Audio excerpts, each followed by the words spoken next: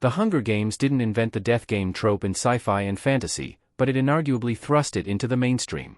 Stories like Battle Royale, for example, had already explored teenagers being forced into brutal survival contests years earlier.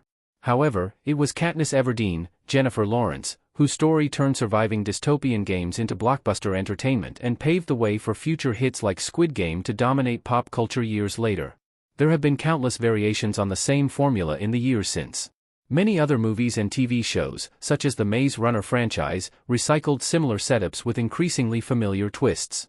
The problem is that very few of them genuinely evolved the genre. Netflix's Alice in Borderland, however, stands apart from the crowd.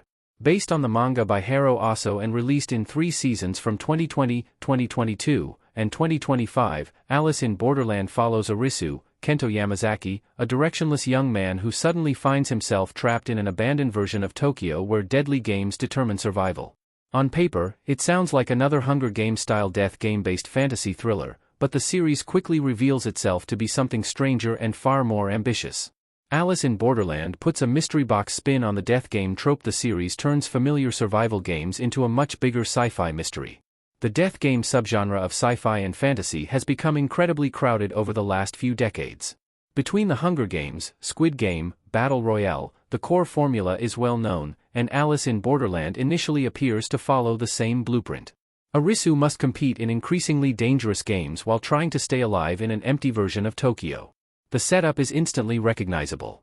However, what separates Alice in Borderland is the way it transforms its world into a mystery box narrative. From the very beginning, the series constantly raises unsettling questions about the nature of Borderland itself. That approach often makes it feel surprisingly similar to Inception.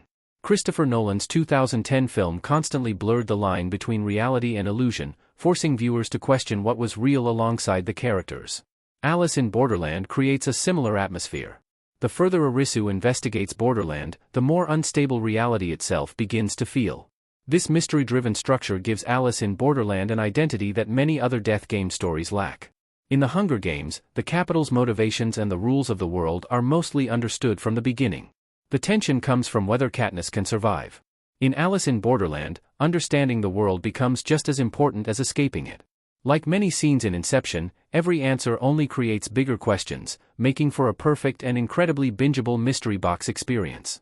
Alice in Borderland is deeper than its games. The Netflix series uses its survival premise to explore existential questions. While the deadly games in Alice in Borderland and the bizarre world are the show's main hooks, it's also an incredibly strong psychological drama. The series never treats its characters like disposable pieces in a spectacle. They all feel like fully realized people shaped by trauma, regret, and that emotional grounding gives the series far more weight than many similar stories. The psychological toll of the Borderland is an essential component in every character arc. Arisu and those he meets are constantly being pushed toward emotional collapse. Trust becomes fragile, morality becomes flexible, and survival often comes at an unbearable emotional cost. The Hunger Games and Battle Royale absolutely contain emotional depth, but they are often more focused on political allegory and social commentary. Alice in Borderland feels more introspective. Arisu's journey especially revolves around questions of purpose, self-worth, and whether life itself has meaning in a seemingly random universe.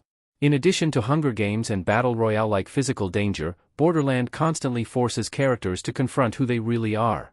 Survival is rarely just about intelligence or strength, and depends just as much on understanding human nature. It soon becomes clear that Alice in Borderland is interested in much bigger philosophical questions than most in the genre attempt, giving it an emotional resonance that lingers long after the game's end.